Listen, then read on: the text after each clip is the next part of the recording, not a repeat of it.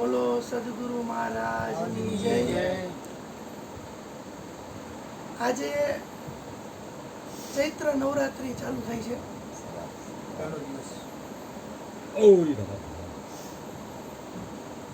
જે વર્તમાન હોય એની વાત કરશે તો વધારે મજા આવશે. તો ચૈત્ર નવરાત્રી 9 દી શક્તિ પૂજા માટેનો એક તહેવાર છે હિન્દુ પરંપરામાં. શક્તિ એટલે આમ જોઈએ ને તો બધી જ વસ્તુ જેનાથી હાલતી હોય ને એને કોઈ પણ વસ્તુને શક્તિ કહી શકીએ આપણે. સ્ત્રી શક્તિનો તહેવાર છે. દેશ આપણો પુરુષ પ્રધાન છે, પણ સ્ત્રી વિના પુરુષ અધૂરું રહી જાય. કારણ કે પુરુષને અહીંયા શરીર ધારણ કરવા માટે સ્ત્રીની જરૂર પડે. ભલે ઘણા સાધુ સંતો, ઘણા સંપ્રદાય, ઘણા વાળા એવી વાત કરતા હોય કે અમે સ્ત્રીનું મોઢું ન જોઈ, સ્ત્રી અમારી બાજુમાં નહીં, પણ એ થોડુંક મને ન ગમતી વાત છે, અજુગતી વાત છે. કારણ કે એને તમે કઈ રીતે ભૂલી શકો? એનો અંશ તો તમારી અંદર છે, એના વિના તમે કેવી રીતના હોય? તમારું શરીર કઈ રીતના હોય એના વિના? સ્ત્રીને આપણે પહેલા યાદ રાખવી પડશે, શક્તિને પહેલા યાદ રાખવી પડશે, પછી બધી વાત થશે. શરીર માટેની વાત છે. મનુષ્યમાં જોવો તોય ભલે ને પછી પ્રાણીઓમાં જોવો તોય ભલે.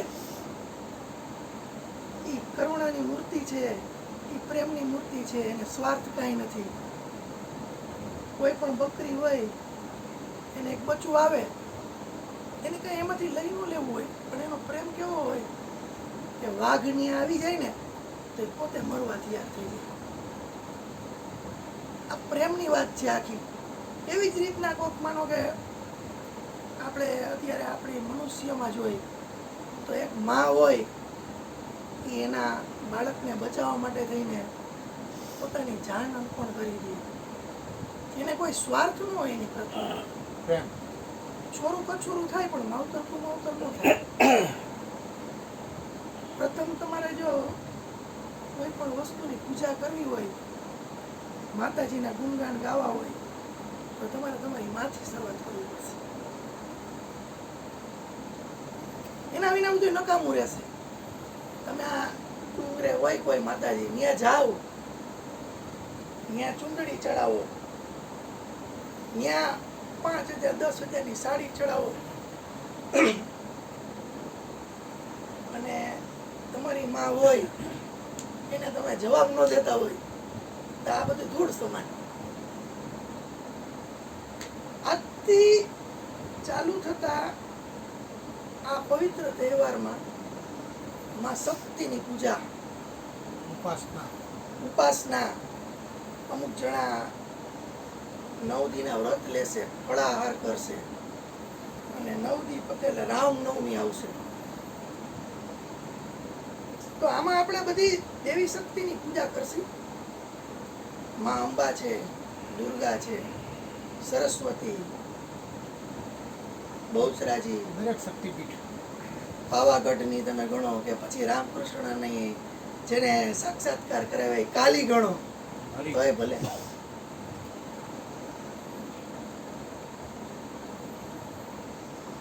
આપણે વાત કરતા હોય પણ જે તમે વિષ્ણુને યાદ કરો ને તો ભેગા તમારે લક્ષ્મીને યાદ કરવા જ પડશે.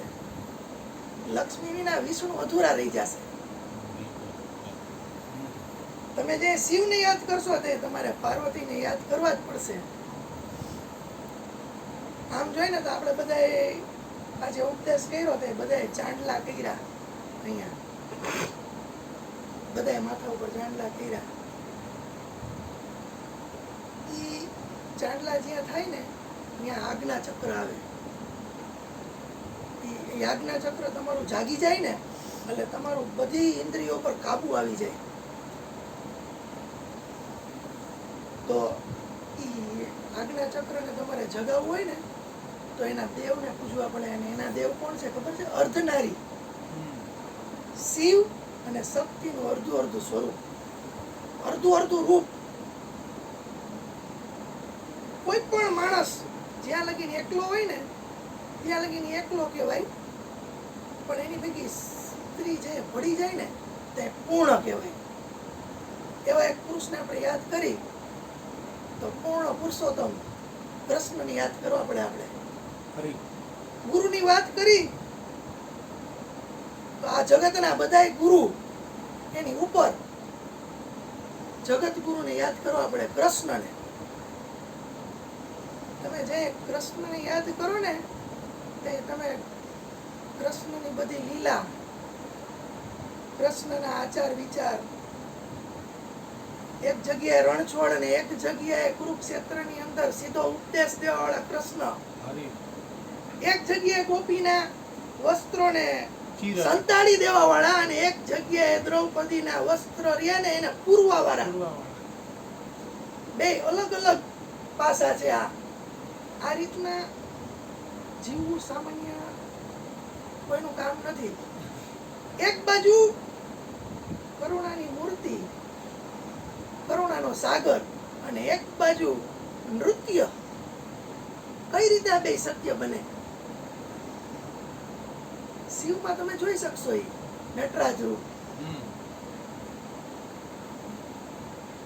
પણ જે કૃષ્ણને યાદ કરીને તે દેવકી અને જશોદાની યાદ કરવા પડશે કે અવા ચક્રવૃત્તિ, અવા આખા વિશ્વના ગુરુ. અને તમે જ્યાંથી એનું ઉત્પત્તિ થઈ, એના શરીરની ઉત્પત્તિ થઈ, તો એના માટે દેવકીને યાદ કરવા પડશે. દેવકી શક્તિ એ આ દુર્ગાથી કમ ના કહી શકીએ આપણે.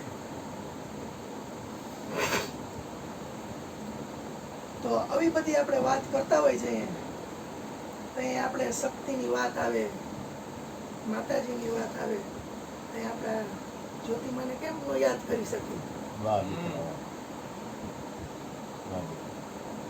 કઈ આપણે યાદ ન કરી શકીએ? આ એક શક્તિ છે. એને શક્તિ રૂપે ખોડિયું ધારણ કરી અને અહીંયા ઉપસ્થિતિ બનાવી હતી. આ ઘરની અંદર એનું શરીર રહ્યું ને એ એકો એક જગ્યાએ એક આભા મંડળ હોય ને એવી રીતે રમી રહ્યું છે. શરીર છૂટી ગયું, શરીર છૂટે, શરીરનો ગુણ છે, શરીર છૂટી જાય. પણ આપણે તો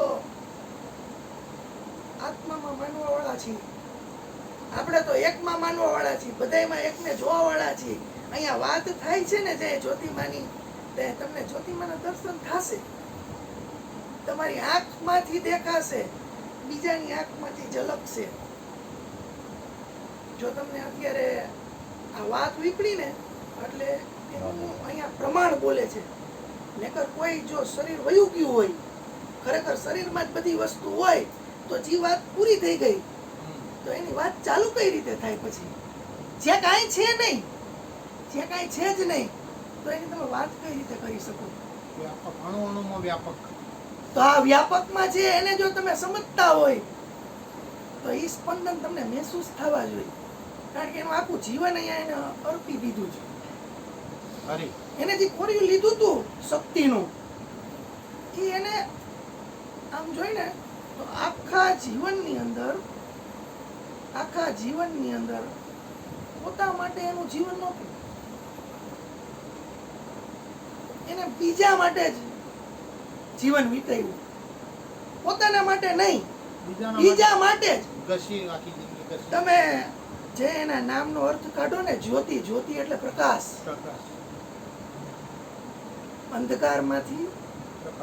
અંધકારમાંથી અજવાળામાં લઈ આવે એ પ્રકાશ. કેટલાય જણાના સહસ્ત્રાલ ખોલી નાખ્યા, કેટલાય જણાના બ્રહ્મરથ ખોલી નાખ્યા, કેટલાય જણાને આત્મા અંશમાંથી પરમાત્માની ભેગા જોઈન્ટ કરી દીધા. અસંખ્ય લોકો એવા છે. ગણેલા તમને હોય અમુક જણાને અહીંયા આવતા જતા એને ખબર હશે તો એની વાત. પણ આવા બધા દિવ્ય જ્યોતિ કહીએ કે આપણે દિવ્ય જ્યોતિના પ્રકાર ઘણા બધા છે. એવા જ્યોતિમાં એ પોતાનું જીવન બીજા માટે અર્પિત કરી નાખ્યું. એને એક જ્યોત રૂપે જ બીજાને અંજવાળું દેવા માટે થઈને પોતે પોતાના શરીરને જ્યોત બનાવી દીધી ખરા અર્થમાં.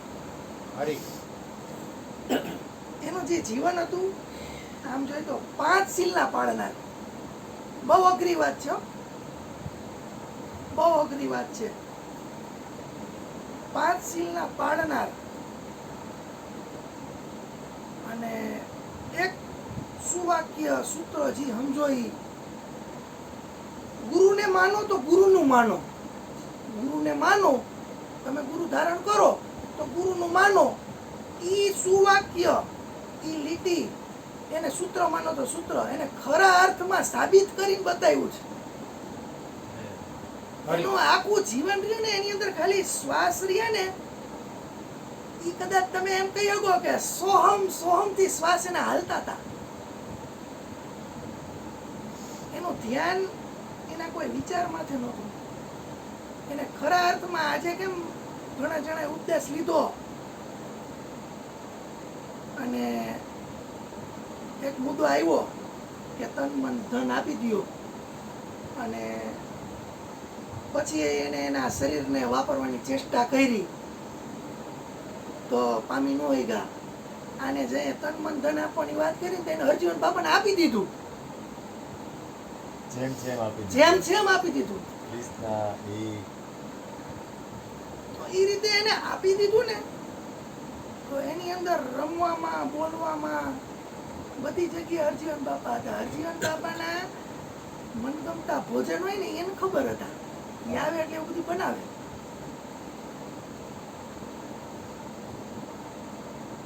એને કઈ રીતના બેહવું ફાવશે, એને કઈ વાત ગમે છે, ગુરુની વાત છે, ગુરુને શું કઈ જોશે, આ બધી વસ્તુ ગુરુને અંદર જે વિચાર આવતા ને એની અંદર વિચાર આવવા માંડ્યા હતા. આ રીતે પોતાનું જીવન ગુરુની અંદર સમર્પિત કરી દીધું. અને ગુરુમાં જ સમર્પિત કરી દીધું એવી વાત નથી. સામાન્ય માણસ રહ્યા ને એમાં ઈ જીવતા. જેને ઉપદેશની જરૂર હોય એને ઉપદેશ આપતા, જેને જાણવું છે એને જણાવતા, જેને પ્રગટવું છે એને જ્યોતિ નામ હતું એટલે સીધા પ્રગટાવી દેતા. પણ જેને ખરેખર શરીર હલાવવા માટે અનાજની જરૂર હતી ને કીટું દી આવતા.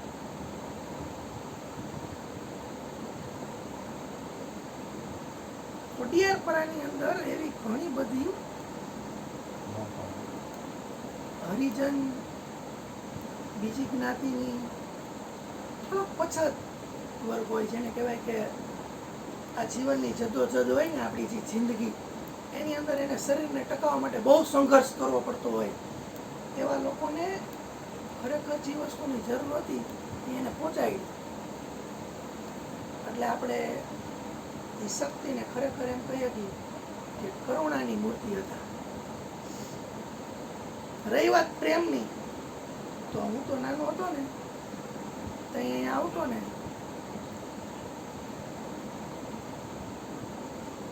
તો પેલા ક્યાંય ન જાઉં, પેલા હું એની પાસે જાઉં. શું કરવા જાઉં? એ મને ચોકલેટ આપે, પેડો આપે, કઈક વસ્તુ એવી એને બનાવીને રાખી હોય ને એ ડબ્બામાંથી કાઢીને આપે. છોકરાઓને બીજું શું જોતું હોય ત્યાં જાઓ અને એનો પ્રેમાળ ખોળો એની અંદર આમ બેવું ને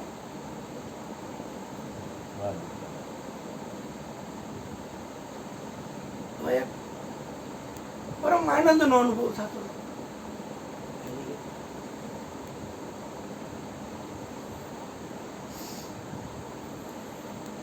એને વર્ણવો થોડુંક મારા માટે અઘરો પડે. મોજ કરાવી દીધી. વાહ બેટા, બહુ મજા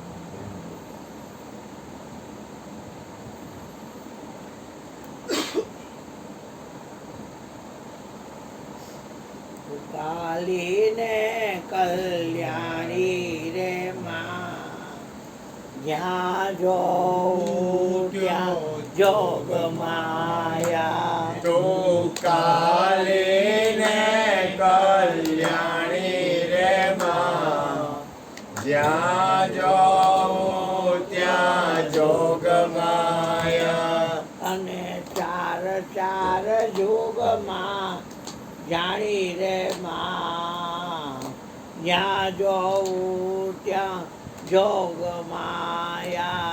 તને ચાર ચાર જોગમાં જાણી રે માં, જ્યાં જોઉં ત્યાં જોગ માયા. તું નોરતાની રાતે રમનારી રે માં, જ્યાં જોઉં ત્યાં જોગ માયા. તો નોરતાની રાતે રમનારી રે માં, જ્યાં જાઉં ત્યાં જોગ માયા. શું સર્વનું કલ્યાણ કરનારી રે માં, જ્યાં જોઉં ત્યાં જોગ માયા.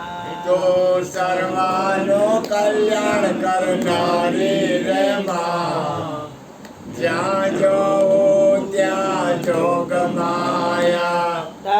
નવખંડમાં નજરું કરનારી રે માં, જ્યાં જોઉં ત્યાં જોગ માયા. તો નવખંડમાં નજરું કરનારી રે માં, જ્યાં જાઉં ત્યાં જોગ માયા. તને પેલા તે જોગમાં જાણી રે માં, જ્યાં જોઉં ત્યાં જોગ માયા. તને પેલા તે જોગમાં જાણી રે માં, જ્યાં જાઉં ત્યાં જોગ માયા. તું શિવ શંકર ઘેર નારી રે માં, જ્યાં જોઉં ત્યાં જોગ માયા. તો સેવા શંકર ઘેર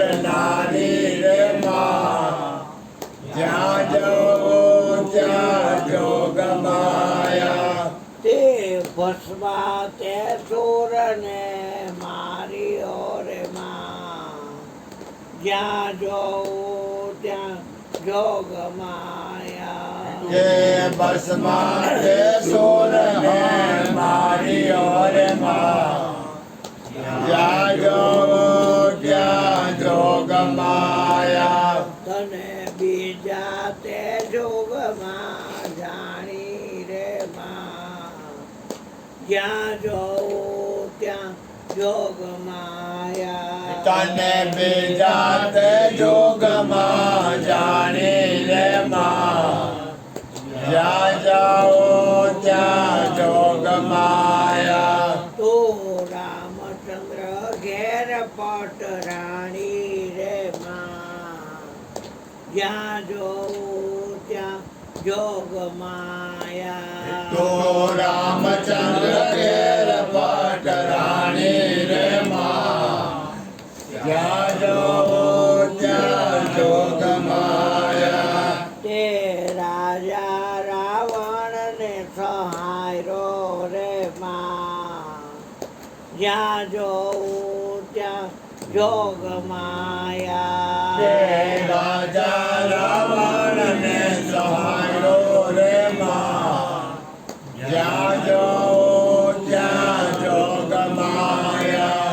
તને ત્રીજા તે જોગમાં જાણી રે માં, જ્યાં જોઉં ત્યાં જોગ માયા. તને ત્રીજા તે જોગમાં જાણી રે માં, જ્યાં જાઉં ત્યાં જોગ માયા. તો પાંચ પાંડવ ઘેર નારી રે માં, જ્યાં જોઉં ત્યાં જોગ માયા. તો પાંચ પાંડવ ઘેર નારી રે માં, જ્યાં જાઉં ત્યાં જોગ માયા.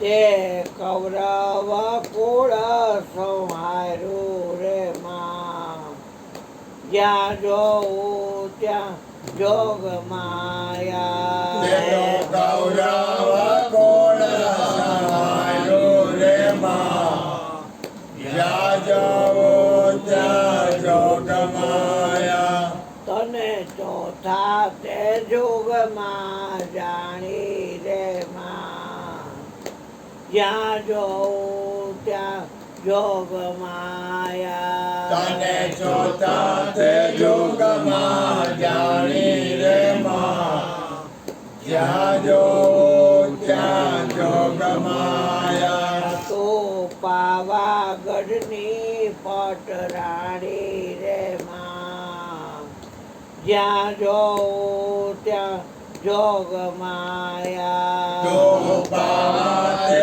ગઢની પટરાણી રે માં જ્યાં જો ત્યાં જોગમાયા તે પાપી પોતાયને મારી ઓરે માં જ્યાં જોઉં ત્યાં જોગ માયા તે તો પાપી પતાયને મારી ઓરે માં જ્યાં જો ત્યાં જોગમાયા તને ચાર ચાર જોગમાં જાણી રે બા જ્યાં જોઉં ત્યાં જોગ માયા તને ચાર ચાર જોગમાં જાણી રે માં જ્યાં જો ત્યાં જોગમાયા બોધુ મહારાજ ધીરે તો આવા આ જ્યોતિમાની પ્રેમ કરુણા એનો અનુભવ મેં તો લીધેલો છે, પણ અત્યારે તમારે જો કોઈને લેવું હોય તો અહીંયા અવિરત ગમે ત્યારે આ જગ્યાની અંદર એ રમે જ છે. જેમ તમે આ એસી ચાલુ કરો અને તમને અંદર આવો અને ઠંડકનો અનુભવ થાય તો આ તો યંત્ર છે. આના કોન્ટેક્ટમાં જાય એટલે આપણને ઠંડક અનુભવાય. બારે ભલે ને ઉનાળો હોય, અહીંયા આવો તો તમને શિયાળો થઈ જાય. એવી રીતના જ્યાં આવા સંતો મહાપુરુષોની સમાધિ, ફૂલ સમાધિ, એના જીવન ચરિત્ર, એના જીવનનો કાળ જ્યાં વીત્યો હોય ને એ જગ્યા આમ જોઈએ ને તો એક પ્રભાવશાળી જગ્યા હોય. એને આપણે સમજવીએ ને તો બગદાણા બાપા સીતારામમાં જવું. આપણી ઘરે 10, 15, 20 મહેમાન આવે ને તોય આપણે ઘણા સેટિંગ કરવા પડે, આગા પાછા થઈ જાય. અને આપણી હું આખી બધી વસ્તુ છે છતાંય આપણે થોડીક દોડાદોડી થઈ જાય. તો અહીં તો હજારો માણસો આવે અને માલ પાછો કાંઈ ઘટે નહીં, આંકડોય નથી. આપણા છોકરાને પહેરાવો હોય ને તો 500 માણસ આવવાના હોય તો 500નું તમે 600નું રાંધવાનું કયો રસોયાને તો એ કરના કે અહીં નક્કી નથી કાંઈ કેટલા જણા આવી જાય. પણ છતાંય અહીંયા એક સત છે. એ સત એટલે શું? બસ આ મહાપુરુષોની આભા. આપણે જે આ વાત કરી ને અત્યારે કે કણ કણમાં છે, તો એ બધા મહાપુરુષોનો સમૂહ જ્યાં હોય ને એવી રીતના જે મહાપુરુષો જ્યાં જ્યાં બિરાજમાન હતા અથવા એનું જીવન જ્યાં સમર્પિત થયું હોય ત્યાં બધે હોય. એવું નથી ત્યાં જ હોય, બધે હોય. પણ જેમ તમારે હવા આમ જોઈએ ને તો બધે છે, પણ તમારે હવા ખાવી હોય ને તો કાં હિલ સ્ટેશનમાં જવું પડે અને કાં તમારા પંખાની નીચે આવવું પડે. તો અહીંયા આવો ને તો એનું તમને મહેસૂસ જરીક વધારે થશે. સર્વત્ર છે પણ અહીંયા જરીક તમને ફીલ થશે.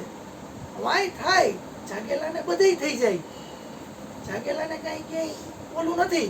પણ આ જગ્યાએ આવો ને તો આ પંખા જેવું બુસ્ટર તમને મળશે કે એક્સ્ટ્રા. જેમ જલારામની જગ્યામાં જાઓ, તમે સત્તાધારની જગ્યામાં જાઓ, પરબની જગ્યામાં જાઓ, અનોખી ઉર્જા. એને આપણે છે ને દિવ્ય શક્તિ નામ આપી શકી. અને એ જ્યોતિનો ખરેખરમાં અર્થ થાય છે. જ્યોતિ શબ્દનો અર્થ થાય છે. એનું નામ કદાચ એને ફઈબાએ રાખ્યું હોય છે, પણ એ નામ એને નક્કી પોતે કર્યું હોય. કારણ કે એની જે હાલવાની ચાલ હોય એ મુજબ એને નામ નક્કી કરવું પડે. બધા મહાપુરુષોને એવી રીતના જ હોય. ગમે એ મહાપુરુષોના નામ હોય ને એ એટલા બધા વિશાળ હોય ને કે એ નામની પાછળ કદાચ તમારે નિબંધ લખવા બેહો અથવા કોઈ બુક લખવા બેહો ને તો એટલા બધા સમાનાર્થી નીકળી પડે ને એ સમાનાર્થીને સમજાવવા માટે આખી બુક લખવી પડે. ખરી. તમારે જેમ શિવને સમજવા માટે થઈને શિવના કેટલા નામ, કૃષ્ણને સમજવા માટે કૃષ્ણના કેટલા નામ, એમ કોઈ પણ મહાપુરુષ હશે ને એના નામને તમે ચીરફાડ જેવું કરશો ને વ્યાકરણની ભાષાની અંદર એટલે એટલા બધા અર્થ નીકળી પડશે ને કે નવા નવા વાક્ય બની જશે આખા. એમાં જ્યોતિમાં એટલે દિવ્ય શક્તિ એના નામ ઉપરની વાત છે. પ્રકાશ ફેલાવો એના નામ ઉપરની વાત છે. આવી બધી વાત રહી ને એ જો તમે ખરેખર ક્યાંય દર્શન કરવા જાઓ અને ખરેખર કઈ અનુભૂતિ તમારે લેવી હોય ને તો એની પાછળનું અમુક આવું વિજ્ઞાન જેને કહીએ કે આપણે કે જીવન ચરિત્ર કહીએ કે આધ્યાત્મની ભાષામાં એ થોડુંક જાણેલું હોય ને તો વધારે મજા આવે. બાકી તો તમે બાપા સીતારામ ત્યાં જાઓ એટલે તમે જોશો બહુ મોટું રસોડું છે, ઘણા જણા જમે છે, મોટા મોટા ટોપિયા જોવો ને મોટા મોટા ઓહો કરી નીકળી જાઓ. પણ ખરેખર જે આમ મુમુક્ષુ, ખરેખર જે જિજ્ઞાસુ, ખરેખર જેને જાણવાની ઈચ્છા છે એવો માણસ ત્યાં જશે ને ત્યાં પેલો વિચાર એને મનમાં એ આવશે આ બધું થઈ ગયું છે કેમ. આ બાપા સીતારામ હતા તો એને નહીં પણ એનું જે અંદરનું તત્વ હતું એ શું હતું. દ્વારકા જાય એટલે કૃષ્ણને પગે લાગી લઈ લાઈનમાં ઉભા રહીને જલ્દી આમ દીદાર કરી લીધા એમ નહીં, પણ ઉપર તમે ત્યાં જઈને કૃષ્ણ તત્વ વિશે વિચારજો એટલે તમારે આખી ગીતા ખુલી જશે.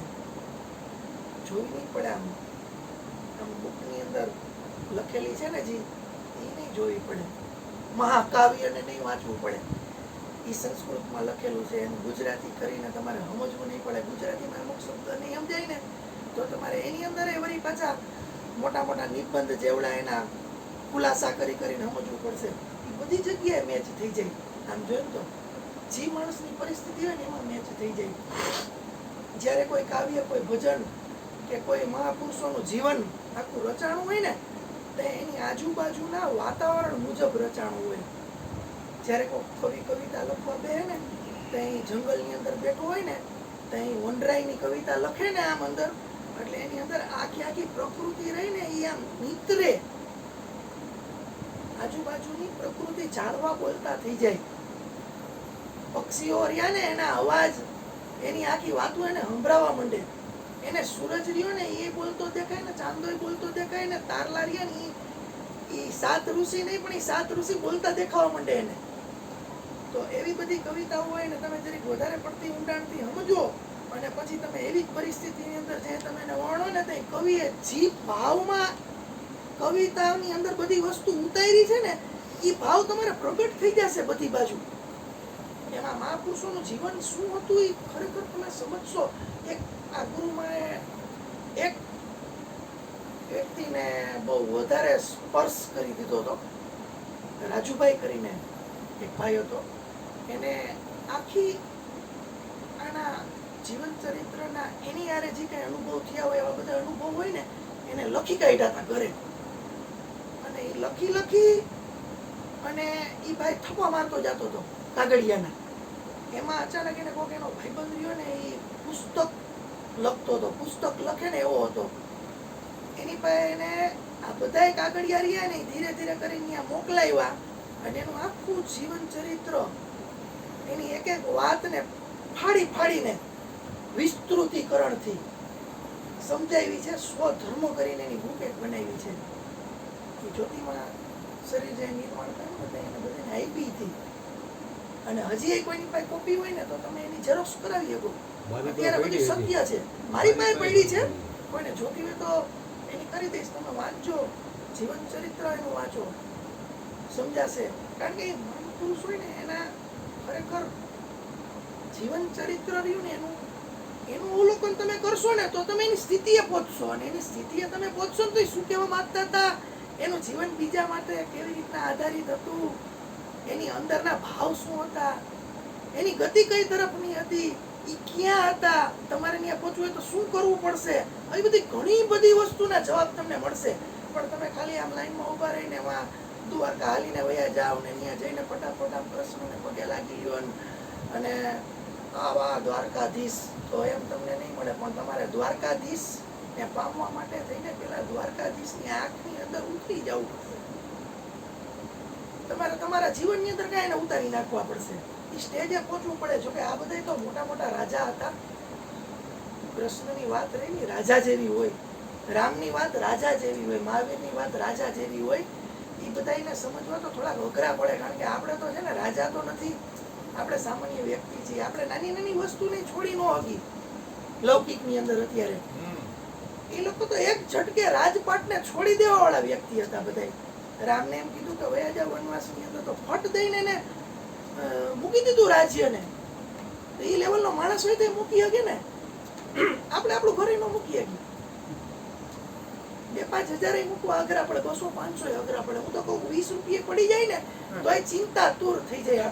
આપણે એ લેવલના છીએ, તો એને આપણે સમજવા થોડાક અઘરા પડે. નો સમજી શકો એવી વાત નથી. તમને બાપુ છે તમને બાપુ ઉપદેશ આપે તે તમને શું આપે છે ખબર છે? તમને ઘણું ધન આપે છે, તમને રાજા બનાવી દે છે, તમને બધાની અંદર જોવાની વાત કરે છે. તમે જ છો, તમારા સિવાય કાંઈ નથી, તો તમે એ લેવલે પહોંચી જાઓ.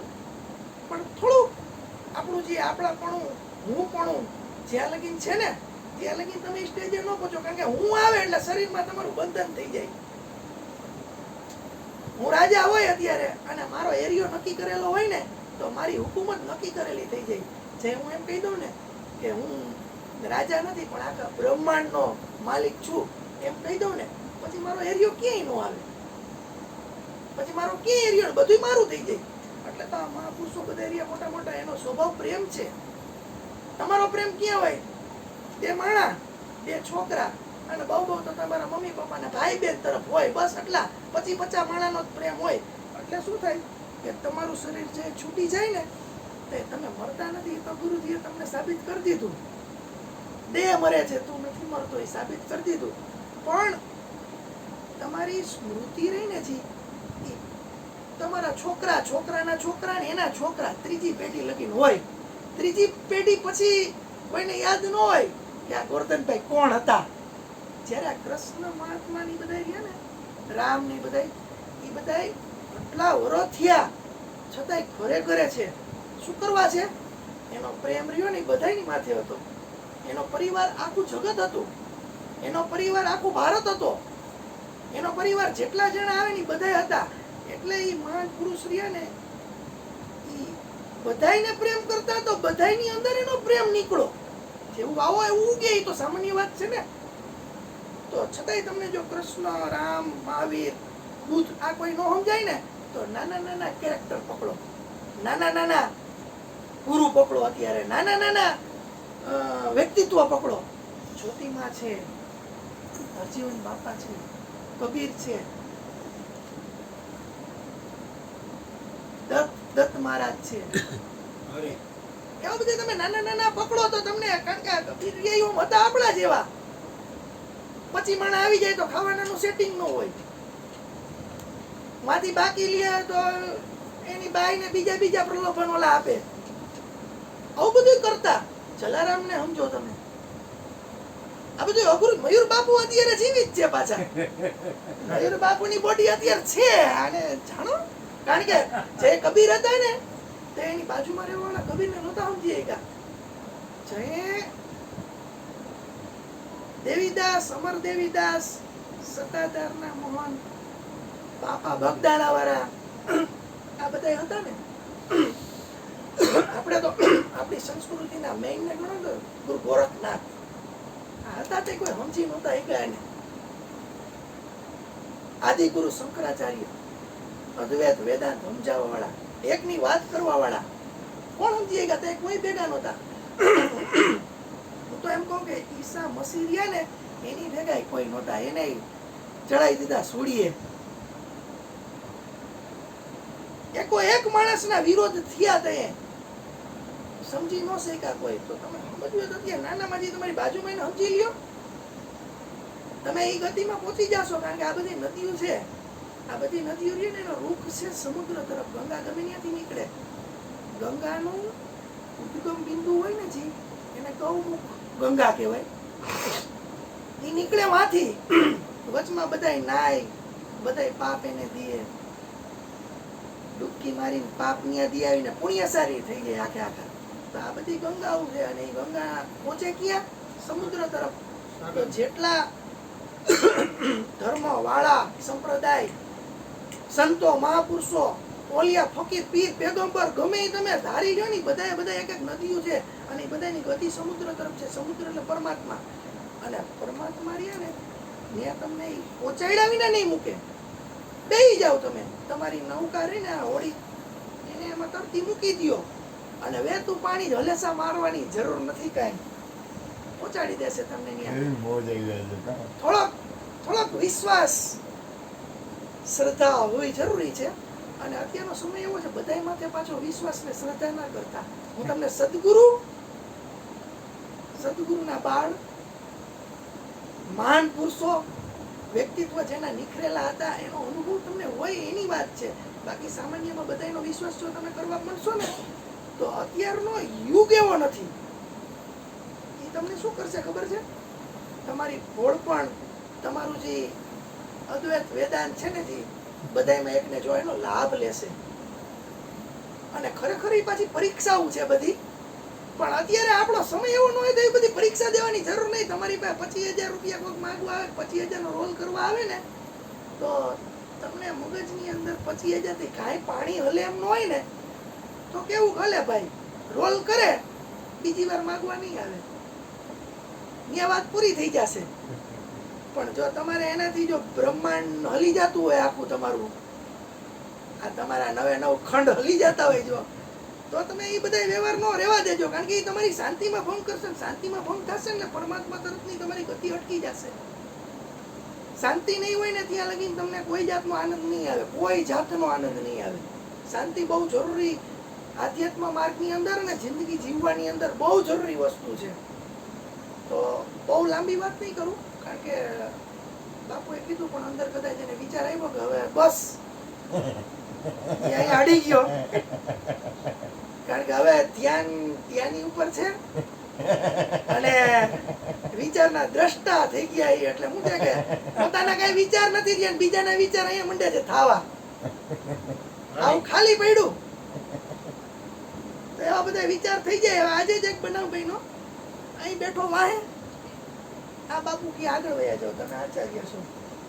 મેં કીધું હજી આદેશ નથી, થોડીક વારમાં આદેશ થશે, જાજી વાર નહીં લાગે. 15 મિનિટની અંદર બાપુએ કીધું ધોલો ક્યાં ગયો, આવી જાય આગળ. બાપાની જગ્યા લીધો ઓલાભાઈ પ્રમાણમાં છે. એમને કીધું ને, એને કીધું કે તું આગળ બેઠે, એમ નથી બેવું ભાઈ, મને કહેશે ઈ. જો એ બબુ, ઈ ને કંચનબેન નો છોકરો બેય. જો મને કઈ ખબર નથી. આજ તો મોજ આવી, ધવલા કેવી મોજ આવી. આજની મોજ હતી કોઈ બહુ યાદ કર્યા. બોલો સદગુરુ મહારાજ ની જય. બબુ હાલો.